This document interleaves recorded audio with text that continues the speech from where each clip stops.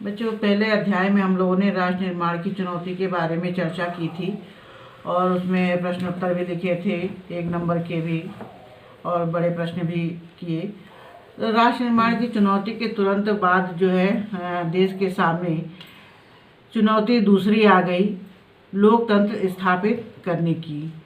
राजनीतिक दलों के बीच चुनावी प्रतिस्पर्धा आज़ादी के तुरंत बाद ही शुरू हो गया था, क्योंकि आज़ादी से पहले भारत में केवल जो है कांग्रेस पार्टी ही थी और मुस्लिम लीग थी, कम्युनिस्ट पार्टी थी। तो मुस्लिम लीग तो पाकिस्तान चली गई और भारत में जो है केवल कांग्रेस पार्टी ही एकमात्र उस समय रह गई थी।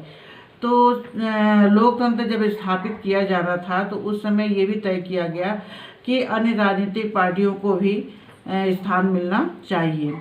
एक स्वतंत्र और निष्पक्ष चुनाव प्रणाली की स्थापना की गई, अर्थात चुनाव आयोग की स्थापना की गई कि स्वतंत्र भारत में वो चुनाव कराने का काम करेगा। आज़ादी के तुरंत बाद के सालों में ये देखा गया कि पूरे भारत में कांग्रेस पार्टी का ही दबदबा बना रहा, प्रभाव बना रहा। अन्य राजनीतिक पार्टियां थी लेकिन कांग्रेस के सामने वो ना के बराबर थी। इसी क्रम में अब हम अध्ययन करेंगे लोकतंत्र स्थापित करने की चुनौती। भारत में किस तरह से लोकतंत्र को स्थापित किया जाएगा। अब जो है लोग अंदाजा ये लगा रहे थे कि भारत स्वतंत्र होने के बाद जो है किन कठिन परिस्थितियों में भारत जो स्वतंत्र हुआ है, अपने देश के सामने शुरुआत से ही राष्ट्र निर्माण की चुनौती थी कि कैसे नए राष्ट्रों का गठन किया जाएगा, बनाया जाएगा।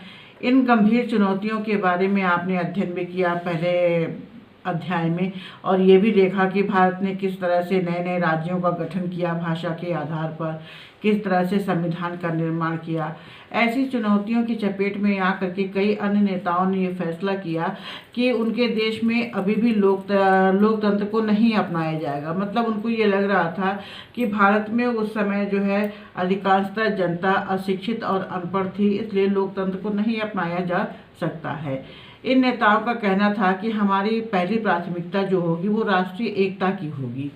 लोकतंत्र को अपनाने से मतभेद और संघर्ष को बढ़ावा मिलेगा, लेकिन उपनिवेशवाद के चंगुल से हुए आज़ाद भारत कई देशों में इसी कारण अलोकतांत्रिक व्यवस्था भी कायम थी। मतलब भारत में जिस तरह से अलोकतांत्रिक व्यवस्था थी, दुनिया के और भी बहुत से देश ऐसे थे जो उसी समय आज़ाद हुए थे, स्वतंत्र हुए थे, उनके सामने भी इसी तरह की समस्या थी कि किस तरह से लोकतंत्र कायम किया जाए। इस अलोकतांत्रिक शासन व्यवस्था के कई रूप थे। मतलब जो पहले चलाए जा रहे थे शासन व्यवस्था, उसके कई रूप थे।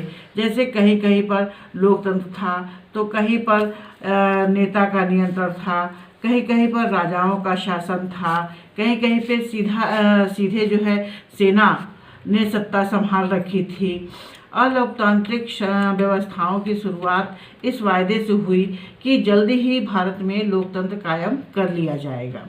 मतलब नेता लोग हमेशा ये सोचते थे कि अगर लोकतंत्र कायम होगा तो इसके साथ साथ राष्ट्रीय एकता की बात को भी रखा जाना चाहिए।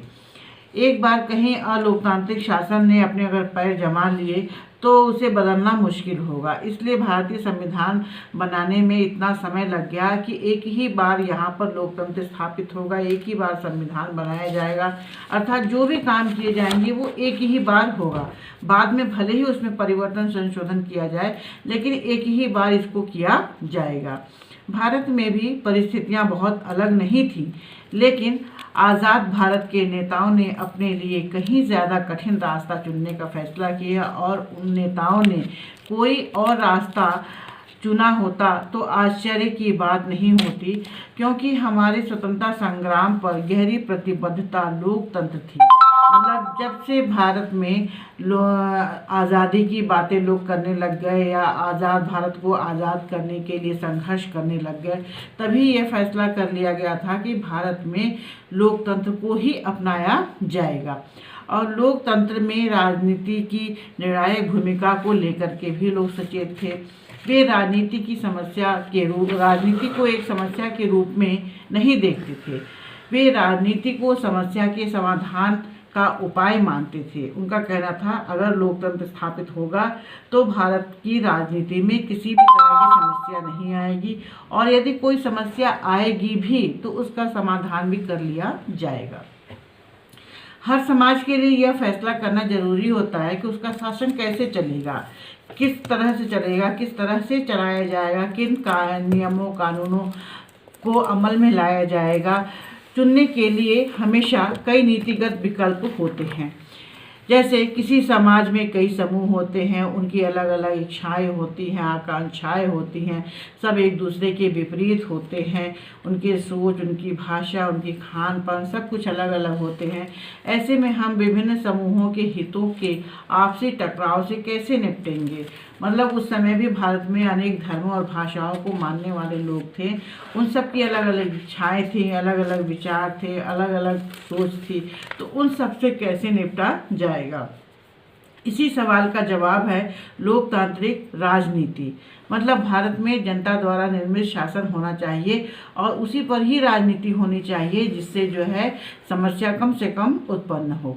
सत्ता और प्रतिस्पर्धा राजनीति की दो सबसे ज़्यादा जाहिर चीज़ें हैं। मतलब सत्ता पाने के लिए लोग क्या करते हैं, प्रतिस्पर्धा करते हैं, आपस में एक दूसरे से प्रतियोगिता करते हैं। राजनीतिक गतिविधियों का उद्देश्य जनहित का फैसला करना है और उस पर अमल करना होता है, और ऐसा होना भी चाहिए। हमारे नेता ने इसी रास्ते को चुनने का फैसला भी किया कि भारत में किस तरह की राजनीति होनी चाहिए। तो पिछले साल आपने फर्स्ट ईयर में अध्ययन किया था कि भारत का संविधान कैसे बना। अगर आपको याद होगा तो संविधान जो है उसको बनाने में 2 साल 11 माह और 18 दिन का समय लग गया था, और हमारा संविधान 26 नवंबर 1949 को बन करके बिल्कुल तैयार हो गया था। जबकि इस पर 24 जनवरी 1950 को हस्ताक्षर हुए और इसको 26 जनवरी 1950 को लागू करके इस पर अमल किया गया। उस वक्त देश का अंतरिम शासन सरकार चला रही थी और उस समय की ये मांग थी कि देश का शासन लोकतंत्र रूप से निर्वाचित सरकार द्वारा चलाया जाए। अर्थात जो चुनाव हुआ है उस चुनाव में जो सरकार बनी है उसी सरकार के द्वारा भारत की शासन व्यवस्था को चलाया जाए। संविधान के नियम तय कर दिए गए और अब इन्हीं नियमों पर अमल करने की केवल ज़रूरत थी। शुरू में लोगों को ये लग रहा था कि यह कामकाज केवल थोड़े ही दिनों का है, चंद महीनों का है, चंद सालों का है, लेकिन ऐसा नहीं था। उसे मजबूती से हमेशा के लिए बनाया गया था। इसलिए भारत में के चुनाव आयोग का गठन जनवरी 1950 में किया गया। मतलब चुनाव कराने के लिए भारत में एक चुनाव आयोग का गठन किया गया जो जनवरी 1950 में किया गया था। सुकुमार सेन इसके पहले चुनाव आयुक्त बने और उनसे ये उम्मीद की जा रही थी कि देश का पहला चुनाव 1950 में ही हो जाएगा, लेकिन ऐसा नहीं हुआ। यह 1950 में न होकर के 1951 से शुरू होकर के 1952 तक गया।